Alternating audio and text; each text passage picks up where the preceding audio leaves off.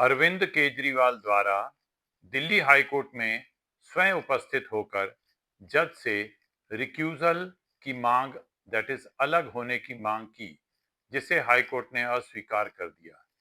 यह एक complicated legal question है जिसे यंग लॉयर्स को समझना बहुत जरूरी है। रिक्यूजल का अर्थ है जब कोई न्यायाधीश स्वयं किसी मामले की सुनवाई से अलग हो जाए। यदि किसी पक्षकार को यह आशंका हो कि उसे उस न्यायाधीश से निष्पक्ष सुनवाई नहीं मिलेगी, तो वह निवेदन कर सकता है, माननीय न्यायाधीश महोदय, इस मामले की सुनवाई से कृपया अपने आप को अलग कर लेवें। इसे ही रिक्यूजल रिक्वेस्ट कहा जाता है। जज स्वयं भी कह सकते हैं, I recuse myself from this matter, अर्थात मैं इस मामले की सुनवाई नहीं करूंगा। रिक्यूजल का मतलब जज को हटाना नहीं है, बल्कि न्याय की निष्पक्षता बनाए रखने के लिए जज का स्वयं उस मामले से अलग होना है। लेकिन हर हारने वाला पक्ष रिक्यूजल की मांग नहीं कर सकता, और न ही रिक्यूजल की बेबुनियाद मांग को स्वीकार किया जाना चाहिए। एक वकील के रूप में इसे सीखने के लिए बहुत कुछ है।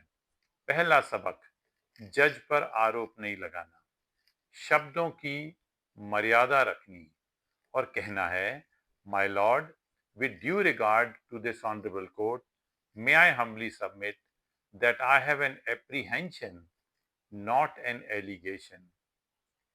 युवा वकील अक्सर भावावेश में आकर बेंच से टकरा जाते हैं, जो गलत है।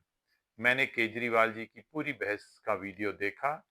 His presentation was very good. दूसरा सबक, हर एडवर्स ऑर्डर के बाद रिक्यूजल नहीं मांगा जाता। इससे अधिवक्ता की छवि पर गलत असर पड़ता है।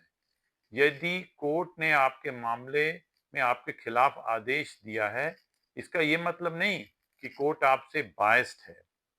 रिक्यूजल तभी जब एक रीजनेबल एप्रीहेंशन हो, जिसे कानून मान्यता देता हो। तीसरा सबक, यंग लॉयर्स, थोड़ा सा केस लॉ स्टडी करिए।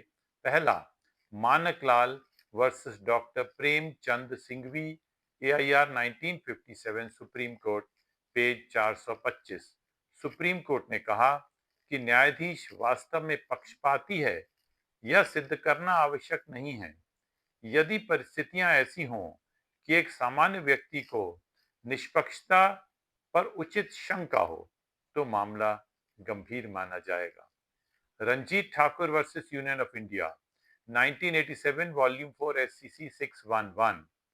यह रिक्यूजल लॉ का लैंडमार्क जजमेंट है, जिसमें सुप्रीम कोर्ट ने कहा है, justice should not only be done but should also appear to have been done.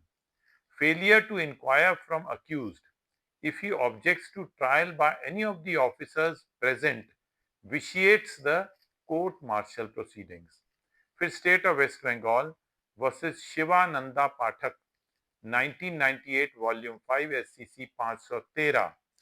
Once judgment and order is overruled in appeal by division bench, that judge cannot sit in another division bench in a collateral proceeding between the same parties to rewrite the overruled judgment. Court ने कहा कि न्यायपालिका की निष्पक्षता पर जनता का विश्वास लोकतंत्र की बुनियाद है। यदि परिस्थितियां विश्वास को प्रभावित करें, तो न्यायालय को सतर्क रहना चाहिए। एक सुप्रीम कोर्ट की लेटेस्ट जजमेंट है, supreme court advocates on record association recusal matter versus Union of India, 2016, volume 5, SCC 808। इसका हिंदी ट्रांसलेशन है, यह एक सभ्य विधिक व्यवस्था का स्थापित सिद्धांत है कि न्यायाधीश को निष्पक्ष होना आवश्यक है। यह कहा जाता है कि लोकतंत्र की पहचान एक निष्पक्ष न्यायाधीश के अस्तित्व से होती है। पैरा 25, उपर्युक्त निर्णयों से हमारे मत में निम्नलिखित सिद्धांत उभरते हैं।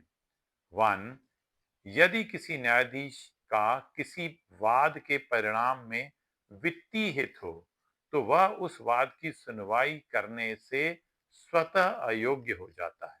सेकंड, जिन मामलों में न्यायाधीश का हित वित्तीय न होकर अन्य प्रकार का हो, वहां अयोग्यता स्वतः नहीं होती, बल्कि यह जांच आवश्यक होती है कि ऐसा हित न्यायाधीश को अयोग्य ठहराता है या नहीं, जिसे वास्तविक खतरे, रियल डेंजर या पक्षपात की युक्त आशंका, रीजनेबल एप्रीहेंशन ऑफ बायस के सिद्धांत के आधार पर परखा जाता है।